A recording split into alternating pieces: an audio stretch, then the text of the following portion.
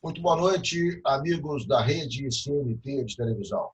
Está começando mais um Jogo do Poder em tempos de isolamento social. Eu na minha residência e o entrevistado no seu local de trabalho ou também na sua residência. É com enorme prazer hoje que nós entrevistamos o deputado Luiz Paulo Correia da Rocha, do PSDB. Ele é autor do pedido de impeachment que tramita nesse momento na Assembleia Legislativa do Rio de Janeiro, que questiona em que há uma denúncia, através desse pedido de impeachment, a respeito de malversação de recursos pelo governo do Estado no combate à pandemia. Boa noite, deputado Luiz Paulo. Boa noite, Ricardo Bruno. Boa noite, telespectadores da nossa CNT. Dizer que é um prazer conversar aqui contigo, lá no teu tão famoso programa, O Jogo do Poder. É um prazer recebê-lo aqui nessa noite, mais uma vez, agora de uma maneira um pouco diferente, não tão próximo como no estúdio, mas próximo também em relação às ideias, em relação ao debate. Deputado, o senhor é autor do pedido de impeachment, o senhor e a deputada Lucinha são autores do pedido de impeachment do governador Wilson Witzel. Eu queria, de maneira sintética e direta, saber quais foram os motivos que levaram o senhor, objetivamente, a pedir o afastamento do governador. Bom, nós estamos observando, eu e a deputada Lucinha, todo o desastre da gestão do governador Wilson Witzel no governo do Estado, principalmente na área da saúde. E presenciamos, entre tantas outras ações do Ministério Público Federal, do Estadual, e da Polícia Federal, as operações Favorito e Placebo. Primeiro a Favorito e depois a Placebo, que deriva da Operação Favorito. Nessas primeiras operações foram presos representantes de organizações sociais, inclusive o senhor Mário Peixoto, o seu filho, que sempre foi um braço de apoio do governador desde a campanha, um braço econômico, com influência muito forte no governo do Estado. E por que eles foram presos? Porque praticaram atos de corrupção no âmbito da Secretaria de Saúde, ilegalidades nas contratações e superfaturamento. E evidencia-se que corrupção na saúde em pandemia é mais do que um crime, é um crime hediondo.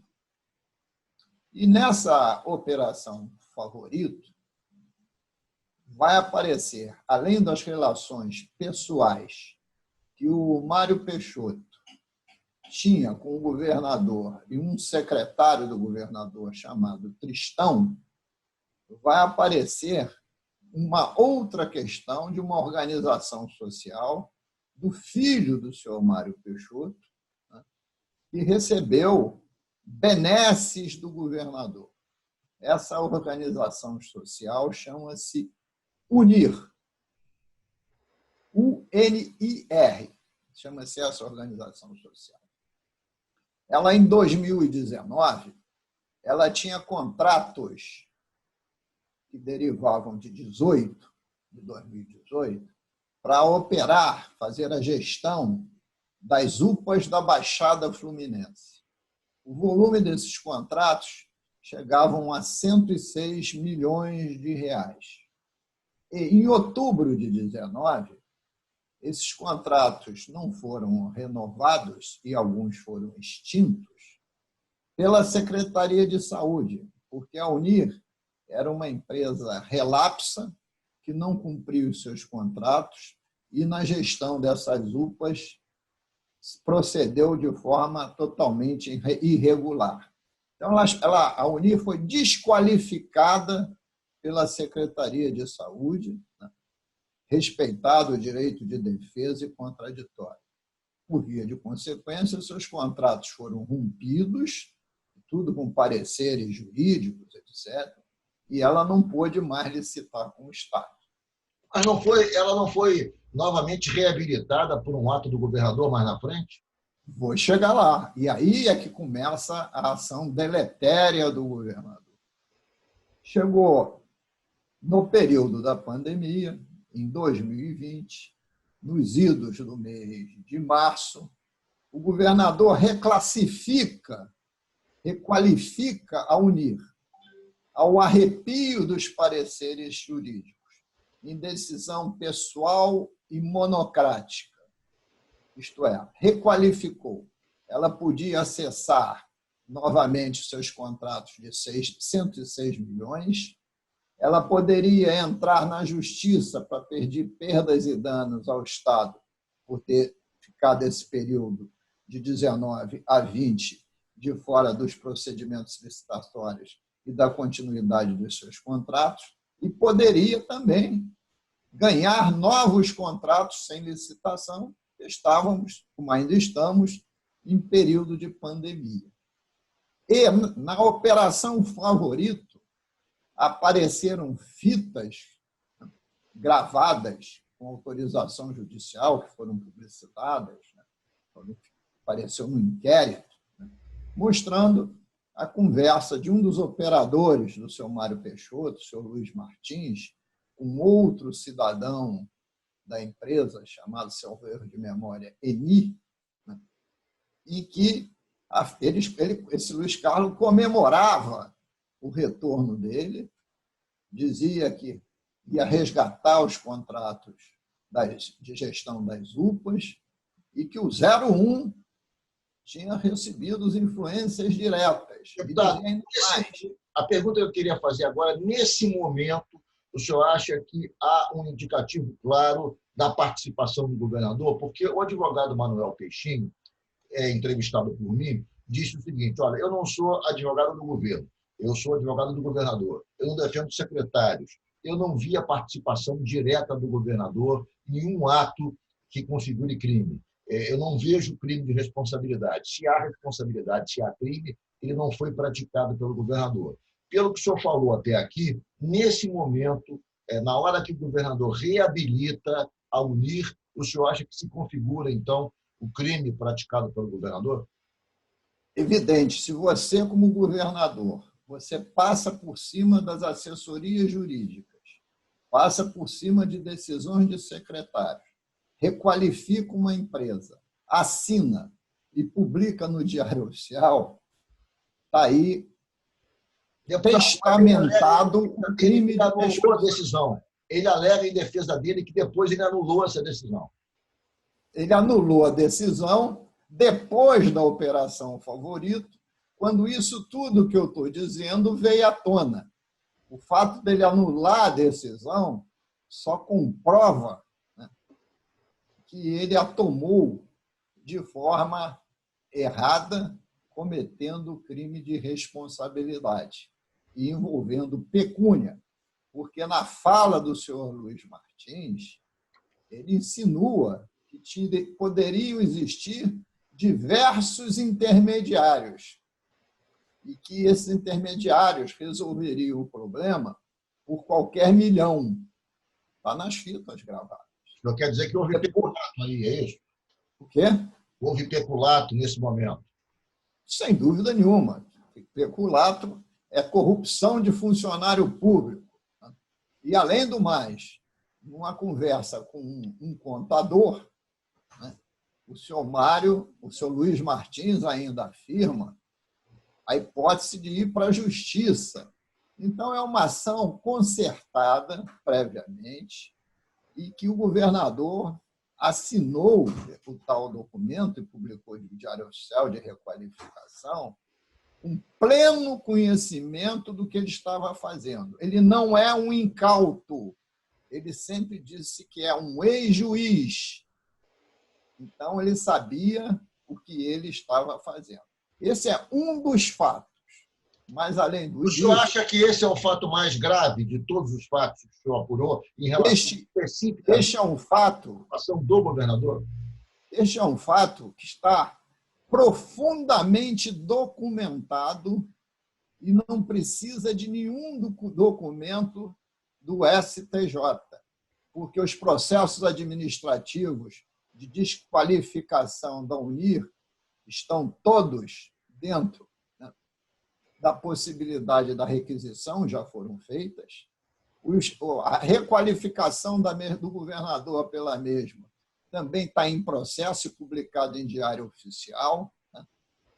Então, todos os documentos existem à disposição da comissão de impeachment. Então, esse é um dos fatos que levou à denúncia do crime de responsabilidade, porque houve na saúde a famosa compra dos 1.000 respiradores que jamais foram entregues. Né?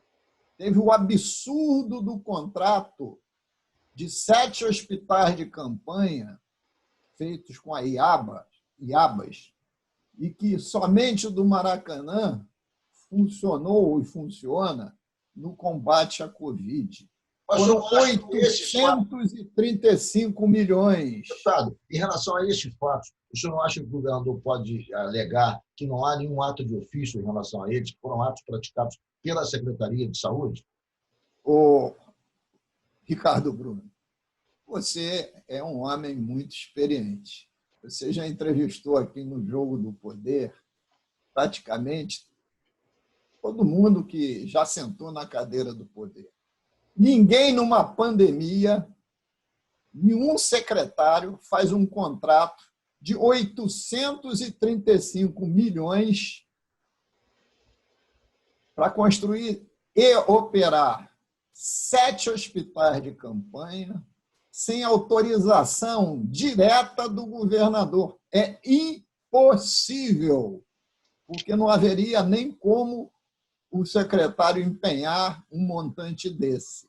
Além do mais, Ricardo Bruno, quem preparou essa proposta não foi a Secretaria de Saúde. Já está mostrado que, antes da Secretaria de Saúde fazer o chamamento, a proposta já estava pronta. Isto foi vendido como projeto. Quem foi que preparou, então, deputado? O senhor está dizendo que está provado que não foi a Secretaria de Saúde. Foi quem? Foi o governador? Foi algum assessor do governador? Né? Qual é a informação? Quem preparou foi a própria empresa, né, Ricardo? A própria empresa. A própria empresa, né? Ela levou um pacote pronto, porque qual era o conceito? Ia se licitar um hospital de campanha para 100 leitos. Chegou até a ter o chamamento. E esse hospital de campanha para 100 leitos saiu da ordem do dia e virou uma outra licitação, um chamamento, que foi com dispensa, um chamamento para 1.300 leitos em 7 hospitais.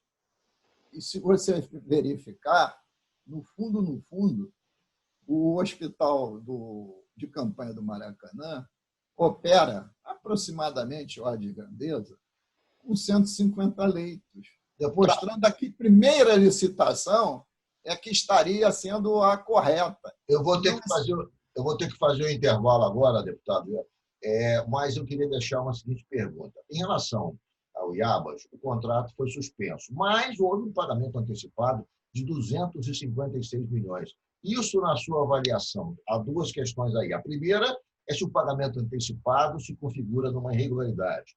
E o segundo, até que ponto a suspensão do contrato com o IABAS arrefece, atenua a irregularidade praticada. O senhor responde logo após o nosso intervalo. O Jogo do Poder volta já pela rede CNT de televisão, hoje entrevistando o deputado Luiz Paulo Correia da Rocha, que é o autor do pedido de impeachment do governador Wilson Witzel, que tramita atualmente na Assembleia Legislativa.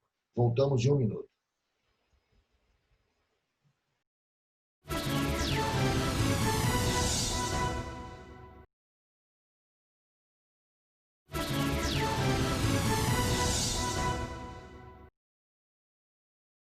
Voltamos com o Jogo do Poder, recebendo aqui o deputado Luiz Paulo Correia da Rocha, que é o autor do pedido de impeachment que tramita, nesse momento, na Assembleia Legislativa, impeachment do governador Wilson Witzel. Eu deixei uma pergunta no bloco anterior, deputado Luiz Paulo Corrêa da Rocha. É em relação à relação entre o governo do Estado e o IABAS. Houve uma antecipação de 256 milhões do montante de 835 ao IABAS. Isso é inusual, não é usual essa prática, porque o poder público geralmente não pode fazer antecipação, ao contrário, só se paga com aprovação da execução do serviço através de vários mecanismos internos, sem o que o Tribunal de Contas não aprova a transação desse tipo. Muito bem, mas em função da excepcionalidade do momento, por conta da pandemia, houve um pagamento antecipado de 256 milhões. Mas, por conseguinte, mais à frente, depois dessa avalanche de denúncias, houve a suspensão da relação com o IABAS. Eu queria saber do senhor o seguinte: essa antecipação de 256 milhões se configura num ato criminoso, num ato condenável do ponto de vista administrativo? E outra pergunta: o fato do contrato ter sido interrompido, até que ponto atenua, arrefece e se constitui um álibi ao governo do Estado, mostrando que ele não deu sequência a esse contrato suspeito? Bom, primeiro, o crime de responsabilidade começa na contratação. Ricardo Bruno, eu sou engenheiro, tenho muita experiência em obra pública. Não tem fundamento legal nenhum você contratar uma organização social, uma obra de um hospital de campanha e a gestão deste hospital. São dois fatos licitatórios diferentes. Quem tinha que construir o hospital de campanha era a firma de engenharia e não empresa de gestão. Então, o contrato já é nulo de pleno direito. É um ato de improbidade. Improbidade de gestor, que não é funcionário público, governador e secretários, é crime de responsabilidade. Esse processo andou, apesar dos Tribunal de Contas, da Procuradoria terem detectado a ilegalidade, né? Ele continuou, porque não dava para paralisar o Hospital do Maracanã no meio da pandemia, mas o contrato já é ilegal. Se o contrato é ilegal, o pagamento também o é. E no mês de março, salvo erro de memória, foram feitos 3 ou 4 pagamentos, concomitantemente com as obras em andamento. Então, este contrato é um crime de responsabilidade só. A contratação em si, o pagamento e o superfaturamento. Porque você há de convir, Ricardo, se você é uma empresa de gestão hospitalar e você contrata uma obra de engenharia, você vai pagar mais caro. Por quê? Porque você vai pagar a obra, que tem o seu lucro e tem lá um overhead. A empresa deve, na verdade, subcontratar a execução, né? E você ainda vai cobrar em cima. Então, é crime de responsabilidade em cima de crime de responsabilidade. Por isso que não há previsão legal de fazer obra e, ao mesmo tempo, você fosse ser gestor, a menos que fosse um contrato de preço fechado, o que não é o caso. Então, o crime de responsabilidade está se caracterizado desde a contratação. E até o rompimento do contrato também só ocorreu depois do escândalo, depois das operações. Aí a operação, salve-se quem puder, abandono os meus companheiros de crime de responsabilidade e que cada um cuide de si. Eu acho que o rompimento só atesta um mar de irregularidades, ou como diz o secretário que se exonerou com 30 e poucos dias, o mar de lama que tinha na saúde, que ele não queria macular o seu CPF. CPF. Né?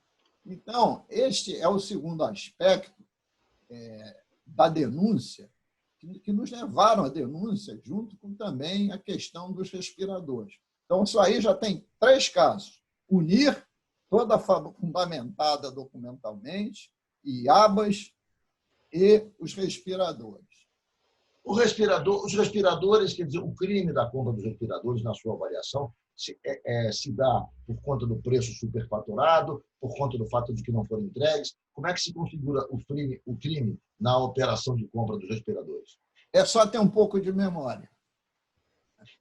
Quando o governador colocou lá o subsecretário Gabrielo, a Assembleia Legislativa oficiou o Ministério Público, deputada Marta Rocha, eu e o deputado Pacheco assinamos um ofício ao Ministério Público que esse cidadão não estava qualificado para ser o subsecretário operacional da Saúde. E por quê? Porque ele já tinha um advogado, que a gente brinca, ele exerceu um papel muito ruim, ele tinha lesado uma senhora em R$200 mil, ganhou a causa e não passou o dinheiro para o cliente. Então, ele já vinha. Isto, para mim, já é uma demonstração que ele não era uma pessoa proba. E bota a raposa para tomar conta do galinheiro. E se contratou isso de uma forma absolutamente irresponsável. E você há de lembrar que, no início, o governador tirou do ar a possibilidade de se acessar esses dados. Depois justificou que foi um funcionário que fez isso.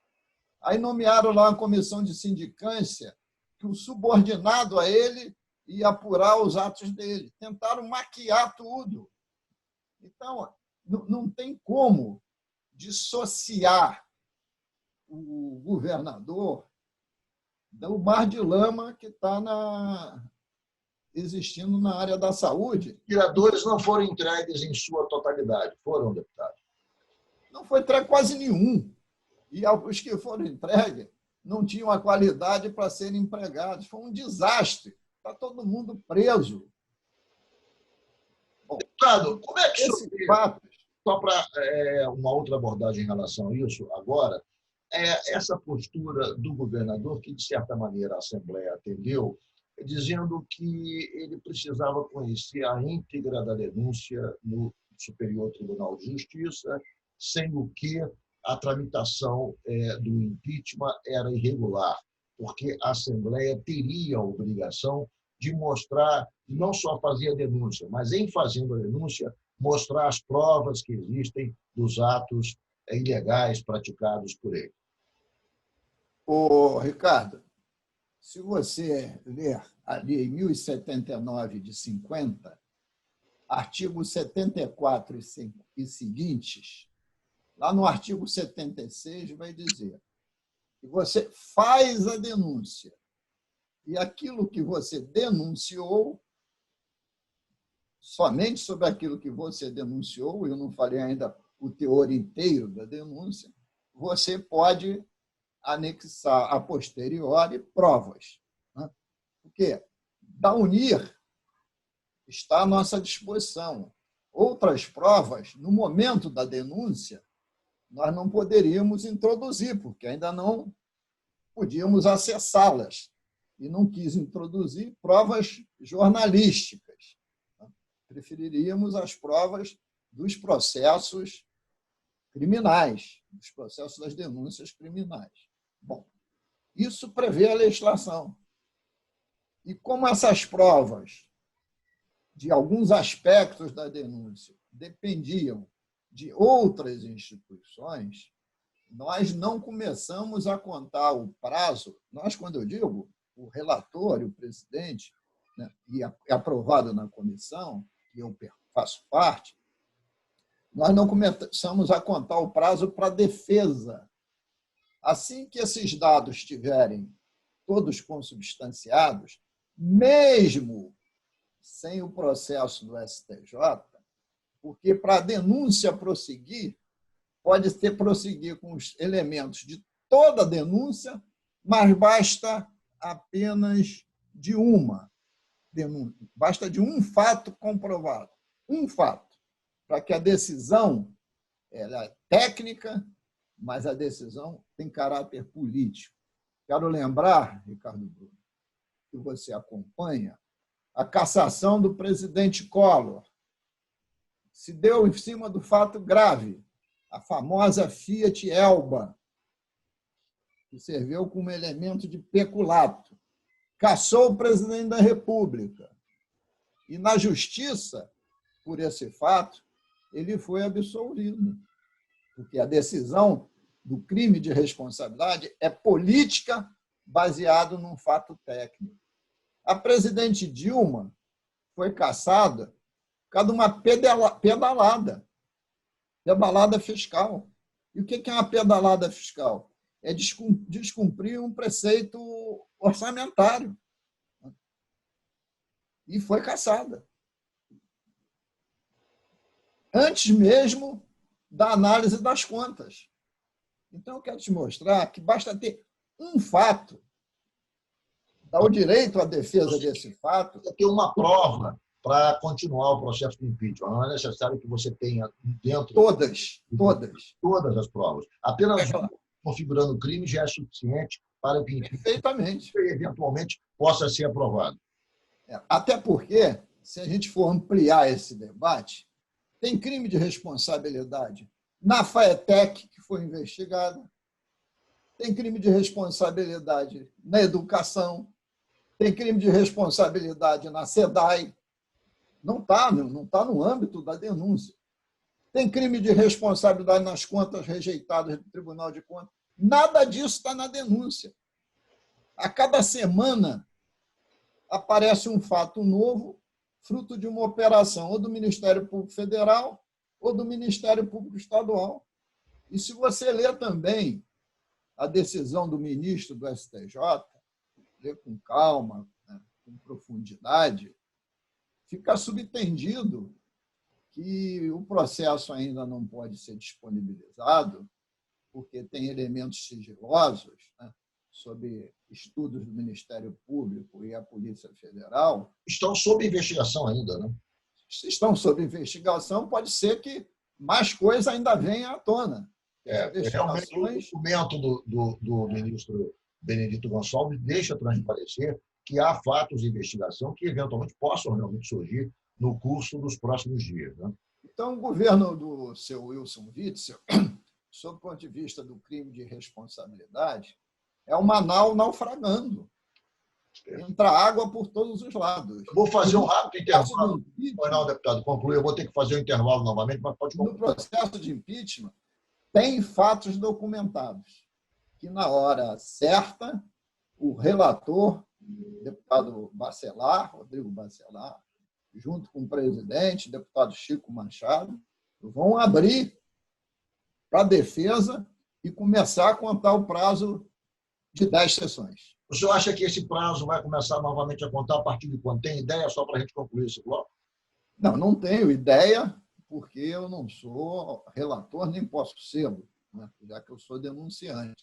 Mas eu acho que nesse mês de julho agora.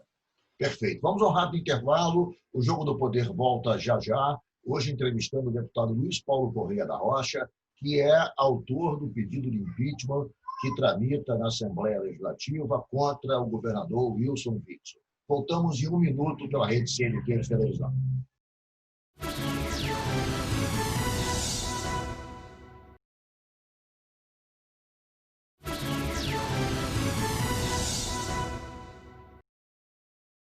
Voltamos com o Jogo do Poder, recebendo aqui o deputado Luiz Paulo Correia da Rocha, autor do pedido de impeachment do governador Wilson Witzel, que tramita atualmente na Assembleia Legislativa.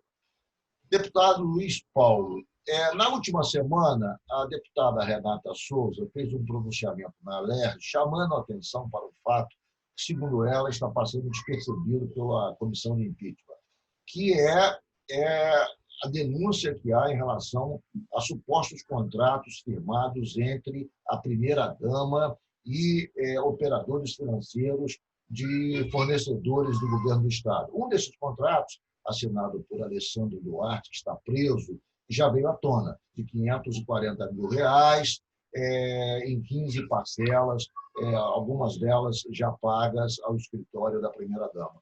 Eu queria falar com o senhor sobre esse aspecto. Até que ponto esse aspecto vai ser também explorado, vai ser também provado, vai ser consubstanciado nesse pedido de impeachment e que peso, que gravidade tem esses contratos na sua avaliação? Ricardo, é uma pena. Aqui está o pedido do impeachment, claro. Que as pessoas não estejam lendo. Vou ler aqui um trechinho curto, um parágrafo. A investigação aponta vínculo bastante estreito e suspeito, entre aspas, entre membros do seu governo e as empresas do empresário Mário Peixoto, pois, inclusive, é arrolado o escritório da advocacia da primeira-dama do Estado, que teria contratado a prestação de serviços com a empresa de PAD, Serviços de Diagnósticos, ligada ao mesmo empresário, isto é, Mário Peixoto. Afirma o ministro do STJ, que há documentos relacionados a pagamentos para a esposa do governador que foram encontrados no endereço eletrônico de 2 homens apontados como operadores financeiros do empresário preso. Peixoto. Então, para a leitura. Ora, estes documentos estão no processo do STJ, porque evidencia-se que nós não temos acesso a esse documento, mas que está fazendo parte da denúncia também está. Agora, dizem que existem outros contratos, deputado. Na última semana, brotaram informações ainda não confirmadas aqui e acolá, de que existiriam outros contratos com o escritório da primeira-dama. Eu queria saber do senhor se o senhor tem notícia desses contratos, se a Alerj recebeu informação a respeito de novos contratos e alguma coisa nesse sentido. Quer dizer, o que tem de informação nova a respeito de novos contratos entre o escritório da primeira-dama e supostos fornecedores do governo do Estado? Eu, particularmente, conheço esse assunto pelas notícias midiáticas. Não conheço esse assunto documental. Só conheço o assunto de forma documental, que partiu da Operação Placebo, e que esses documentos estão dentro do processo que estão no STJ. Mas não sei se o nosso relator, deputado Bacelar, tem algum documento desse porte. Mas, se tiver, ótimo, porque este é um dos fatos que estão também arrolados na denúncia feita pela deputada Lucinha e eu. Então, a denúncia está construída de forma muito sólida e haverá documentação comprobatória. Agora, a defesa, primeiro, ela vai tentar, como qualquer defesa, impugnar no campo administrativo. Se não conseguir, e não conseguirá, no meu entendimento, tentará no campo jurídico. Faz parte da defesa. Advogado existe para isso. O senhor acha que o processo de impeachment pode ser interrompido, pode ser prejudicado por conta de uma excessiva judicialização que possa vir por parte da defesa, através de chicanas jurídicas? Ou o senhor acha que a denúncia está tão bem formulada, tão bem consubstanciada, que dificilmente será acolhida, serão acolhidos recursos para embaraçar a tramitação do processo? Olha só, eu gosto de lembrar sempre o passado. Se você observar o processo de impeachment da presidente Dilma, quantos processos e requerimentos de defesa ocorreram lá no Supremo para tentar obstacular o processo do impeachment? Se conseguiu? Não. E por que não? Porque esta é uma questão do crime de responsabilidade, na fase da admissibilidade, é uma questão do parlamento. Então, nós estamos seguindo à risca o que determina a Lei 1079 de 50 e a legislação pertinente e também, né, os fatos de outros impeachments, que chama-se jurisprudência, né, que já passou. Volto a dizer, defesa vai fazer de tudo, mas é inexorável que o processo vai continuar. Esse processo tem duas fases. Essa comissão dos 25 deputados é uma comissão que vai verificar a admissibilidade do impeachment. Com a admissibilidade, caso seja aprovada, automaticamente o governador é afastado, né, deputado? Por 6 meses. E aí vai se constituir uma comissão processante, formada de 5 parlamentares eleitos pelo plenário e de 5 desembargadores sorteados no âmbito do Tribunal de Justiça. E esta comissão processante será presidida pelo presidente do Tribunal de Justiça, fazendo o papel... A vitória tem que ser de 2/3, né, na verdade. Aí tem que ter 7 votos. Na comissão de admissibilidade, a maioria absoluta, 36 votos. Mas eu queria voltar, né, e lembrar o nosso saudoso Ulisses Guimarães, que Sim. Você certamente conheceu. Ele tinha uma frase muito forte e parece óbvia, mas muito interessante. Ele dizia sempre o seguinte: o que não tem solução, solucionado está. Isso quem dizia era o Ulisses Guimarães. E o que eu estou querendo me referir com isso? Os crimes de responsabilidade do governador transbordam ao pedido de impeachment. E outros seguramente ainda irão aparecer. Por que transbordo? Explica melhor, deputado. Porque na comissão, quando a gente pediu impeachment, as contas não tinham sido rejeitadas. Foram depois, não está no impeachment. A operação da SEDAI não tinha acontecido. Possivelmente outras operações ocorrerão. Sim, mas esses supostos crimes de responsabilidade não fazem parte do pedido. Portanto, não fazem parte do pedido. Nessa análise, né? Olha só, mas a decisão final, Ricardo, no final a decisão vai ser política. E como é que o cidadão vai votar e dizer assim, o governador não está cometendo crime de responsabilidade, se cada semana aparece 2, 3. A questão, a decisão de um impeachment, de um crime de responsabilidade, tem o fundamento técnico e o fundamento político. Ninguém estará cometendo injustiça, ao contrário, estará cometendo e fazendo justiça, porque evidencia-se, né? É claro, né, o que está acontecendo no governo do Estado. E esses processos, respeitados, né, os prazos legais e todo o contraditório, né, que tem que existir, dá todo prazo possível à defesa, mas hoje nós não temos mais governo, não tem mais governança o Estado. Nós estamos ao léu, sem nenhum rumo, porque o governo se desestruturou totalmente. Se desestruturou por quê? Por causa da corrupção, que é fato imperdoável, e principalmente na época de pandemia. O Ricardo Bruno, você pode ter certeza. Falo por mim, falo pela Lucinha e falo pela maioria dos parlamentares.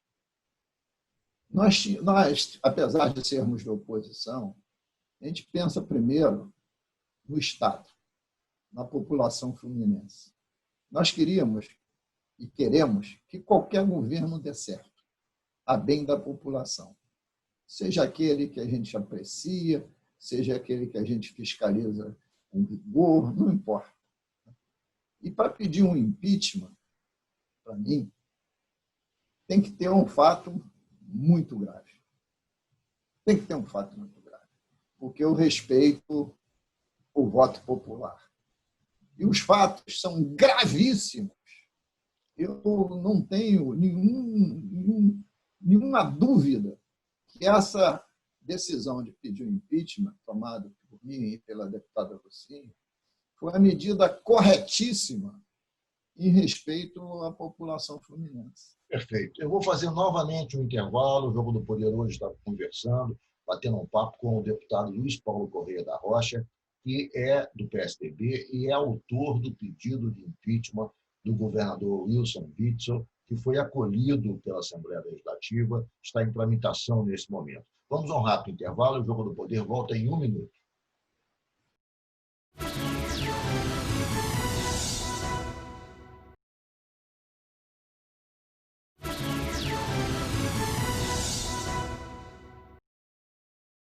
Voltamos com o Jogo do Poder, recebendo hoje o deputado Luiz Paulo Correia da Rocha, que é o autor do pedido de impeachment do governador Wilson Witzel, em tramitação na Alerj. Deputado Luiz Paulo Correia da Rocha, há um sentimento, que não sei se confirma, se é comprovável, se é realmente procedente, de que haverá algum movimento do governador tentando ampliar sua base na Alerj. Fala-se em oferecimento de cargos, fala-se em oferecimento de secretarias, ou seja, há um esforço do governo no sentido de cooptar uma base parlamentar para tentar reverter esse pedido de impeachment. Eu queria saber do seu sentimento, o senhor que é talvez o decano dos deputados da Alerj, que tem maior tempo de experiência parlamentar, o senhor verifica algum tipo de mudança, algum tipo de hesitação de alguns deputados diante de supostos oferecimentos de cargos ou vantagens dentro da estrutura do governo? Ricardo Bruno, conversei muito esse assunto com a minha companheira, a deputada Lucinha, que é coautora comigo do pedido de impeachment. Quando houve a votação, o deputado André Siciliano submeteu ao plenário se devia abrir o procedimento. Ele podia fazê-lo monocraticamente, mas ele preferiu submeter ao plenário. E eu ouvi, vi e anotei os 69 votos. Naquela oportunidade, eu observei que 12 parlamentares, por isso que eu conversei com a deputada Lucinha, 12 parlamentares votaram a favor, mas dizendo assim, olha, estão votando a favor, vai abrir o procedimento. Para que o governador se defenda. Vários fizeram isso no final. Exatamente. Foram 12. Para dar oportunidade de defesa ao governador. Mas foram 12, eu contei, foram 12. Anotei os nomes e tudo. Bom, isso na hora dos 69.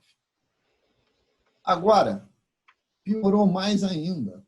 Por quê, Por quê, deputado? Porque depois do pedido de impeachment, já cada semana aparecem 2 fatos novos.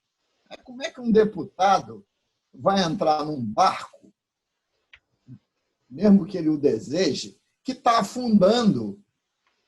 Ele vai querer morrer afogado junto? Eu não acredito que essa cooptação possa ter êxito.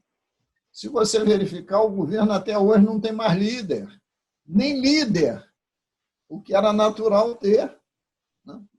Se tem um partido que o governador pertence, era natural ter um líder, mas nem isso tem.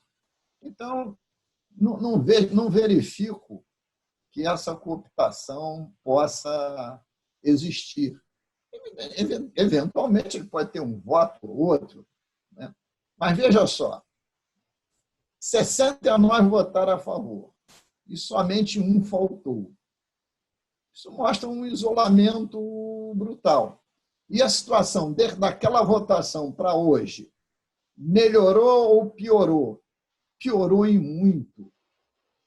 Piorou em muito.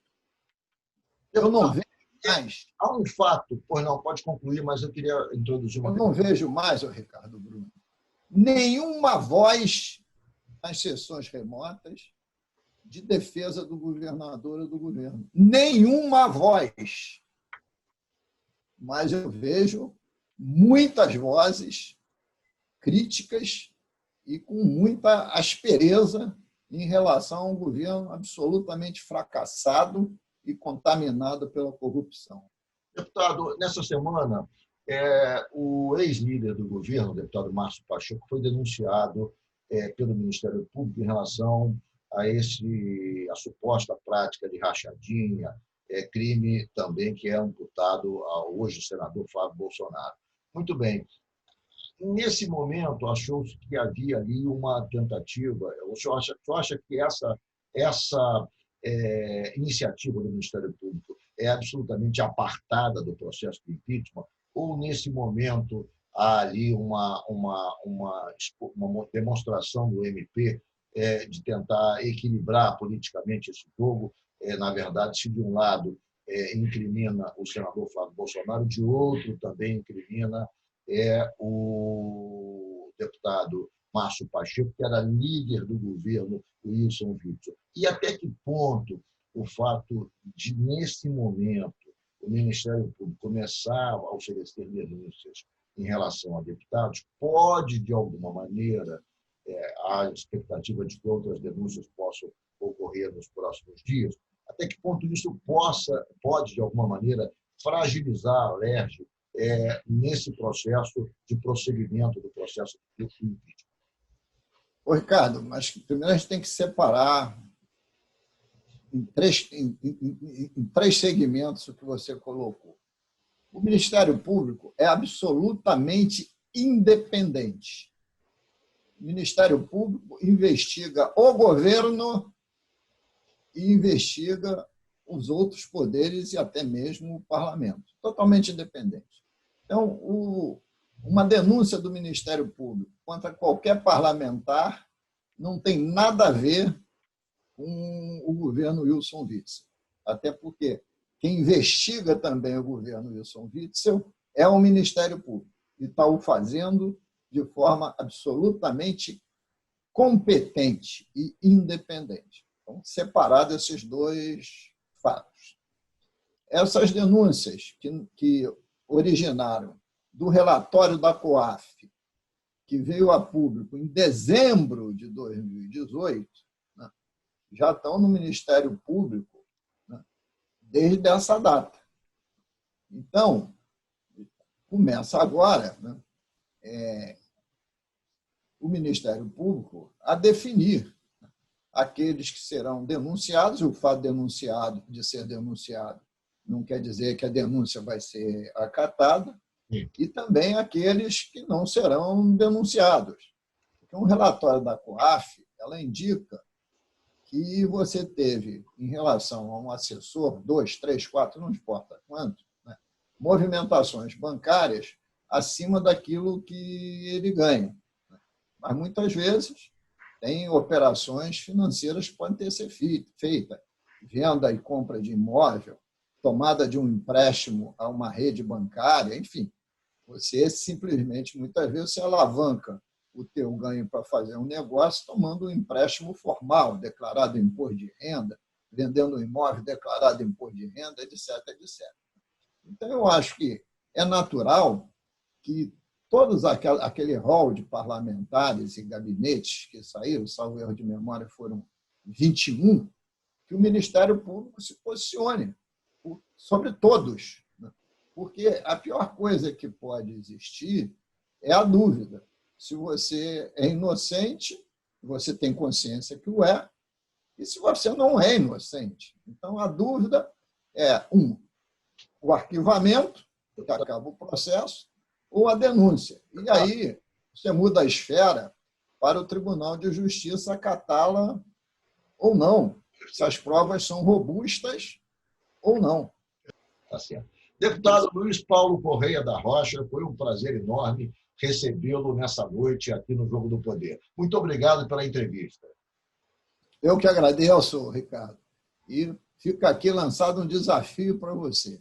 Um programa inteiro, não eu sozinho, com outros parceiros, para a gente discutir exatamente o regime de recuperação fiscal e que bases ele devia ter sido feito ou em que bases ele deverá ser renovado. Faremos isso dentro de 15 a 20 dias, um programa específico sobre o regime de recuperação fiscal. Muito obrigado pela entrevista, foi ótima dica essa de novo programa Passa Pauta, faremos brevemente. Muito obrigado de novo pela entrevista. Agradeço. Obrigado também ao pessoal de casa que nos acompanhou até agora pela rede CNT de televisão. Eu quero agradecer a sua audiência, quero fazer um convite para contar novamente com o seu prestígio na próxima semana, à meia-noite. O Jogo do Poder volta no próximo domingo, à meia-noite. Muito obrigado e até lá.